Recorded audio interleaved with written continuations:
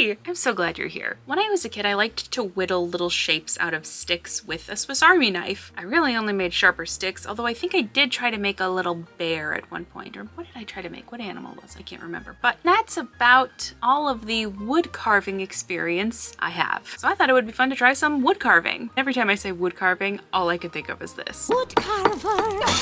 Wood carver! Wood carver! She's goals, honestly. I aspire to one day be a witch, carving and making things in a cottage in the woods. But for now, we'll have to settle for whatever I have on hand. Whatever.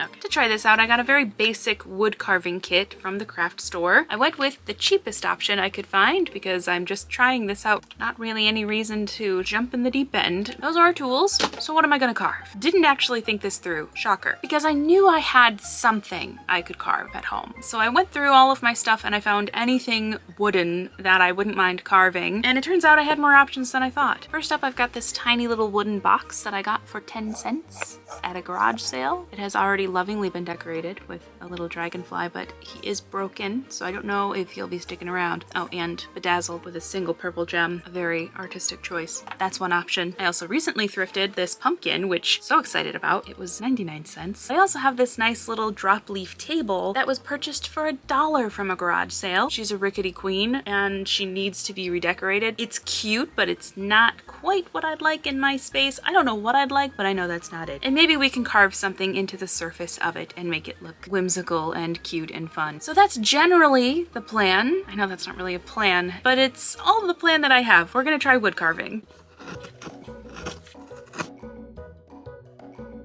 I started with the pumpkin because I'm so excited for spooky season. First things first, I took a pencil and drew out a little jack-o'-lantern face, some pumpkin ridges, and texture for the stem. Then it was time to crack open the carving tools. One of them was kinda chipped already, which didn't bode well for the rest of this, but all of the others seemed okay, so I got to work. I started carving out the pumpkin's ridges using the pointiest blade to make the initial lines, and then using this little scoopy-shaped tool to round them out.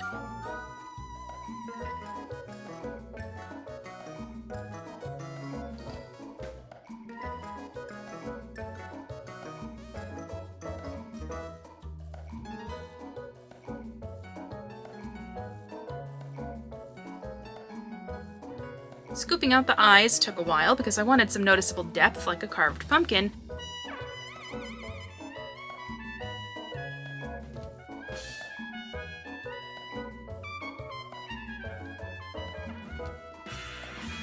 But the real challenge was the mouth, which snapped the tip of one of the blades clean off. Nevertheless, I persisted in carving out our pumpkin friend.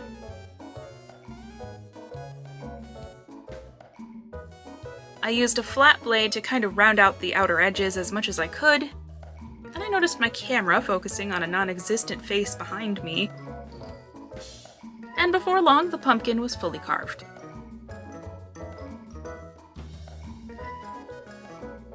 Moving on to our little drawer, the first thing I did was remove the gem and the dragonfly, which required one of the blades to chip it off. And then I started drawing out my plan. This box is so itty-bitty, so I thought I'd carve itty-bitty things onto it. An acorn for the top, a flower on the front, a snail on one side, and a dragonfly on the other, paying homage to the original decoration.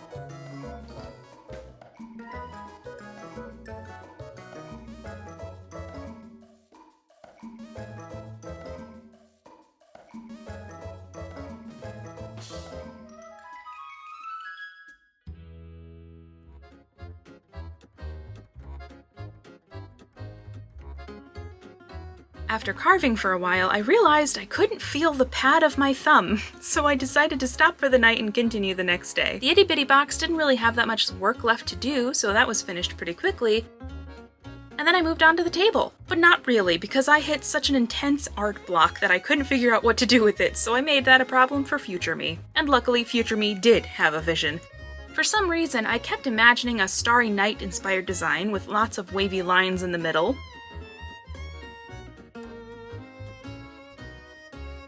and sun and moon shapes on the sides.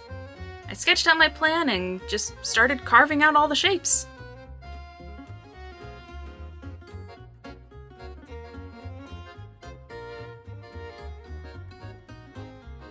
The little tiny stars took forever, but everything else was so satisfying to carve out.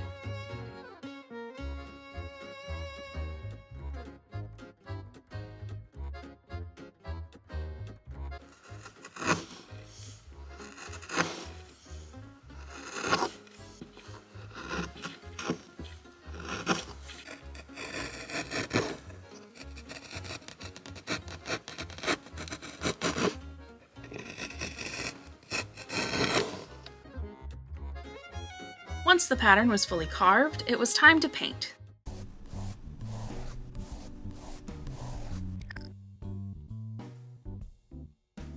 Starting with a primer on the pumpkin and the tabletop.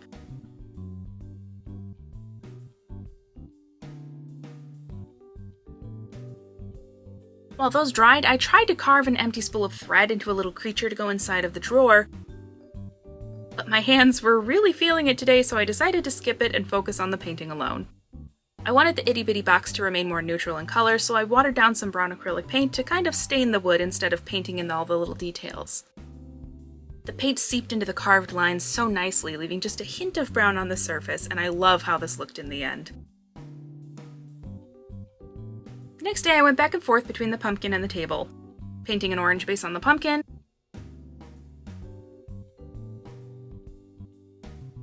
and then while that dried, doing a dark blue base on the table.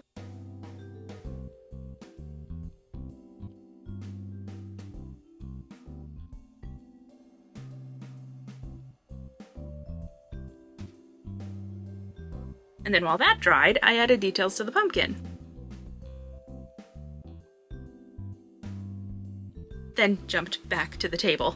For the larger shapes, I put an ochre base down first to eventually cover with a layer of gold paint, which I used to fill in all the stars.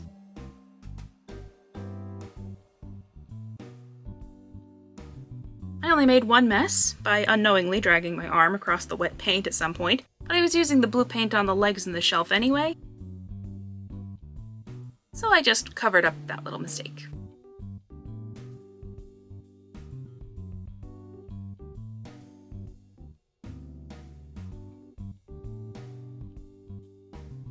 This camera angle was great for seeing the back of the project while I was painting, but it also showed me how much this hat makes me look like Betsy Ross or someone similar.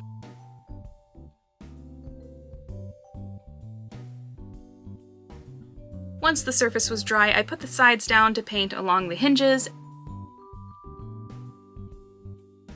added some more gold swooshes all over the top, and after all that work, my hands were officially spent, but everything was done, so it's time for the reveal.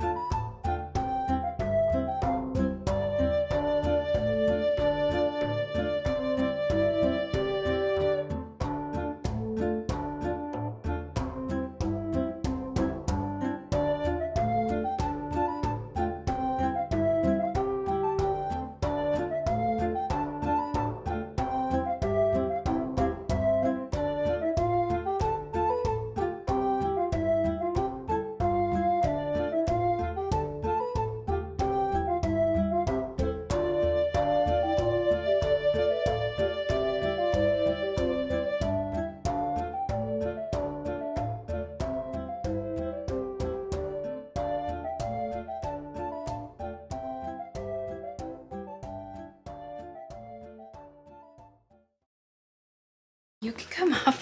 Are you gonna be chill? Because you just had zoomies. I don't know if I can trust you to be chill. I don't know if I can.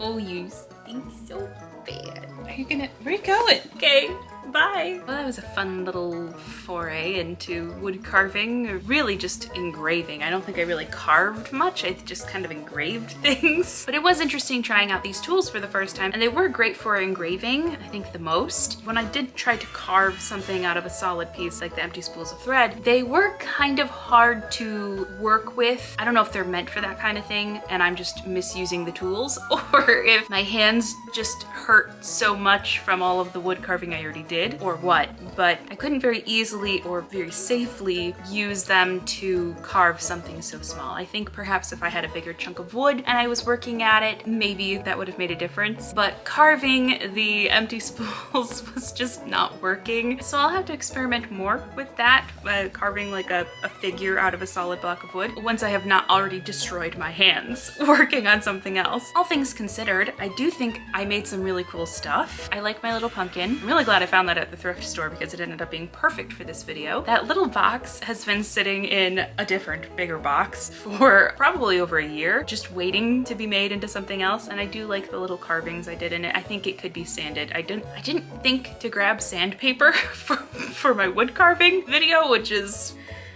an oversight for sure, but it's fine. So I do like those other two things, but I think the table is definitely my favorite. I thought about doing something woodsy and foresty and fairy tale-y to fit the rest of the living room, but I couldn't get this sun and moon design out of my head when I looked at it. And the fact that the table itself looks a bit like a planet, I think I made the right choice. And now I have a table over here, which I've been needing. I don't know if it'll stay here, but I have been needing a table here, so it was perfect. Look at my mug fits right in the little sun.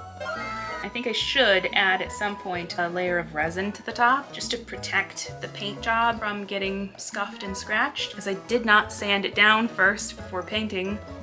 Once again, forgot to grab sandpaper from the store. But I didn't do that yet for this video because I ran out of time. But yeah, I really like everything I made, and if you do too, you can let me know by hitting the like button. And if you want to see what I'm doing next and join the channel, hit the subscribe button. And if you want to know when I post, hit the notification bell. YouTube will let you know. Thank you so much for watching. I'll see you next time. Bye!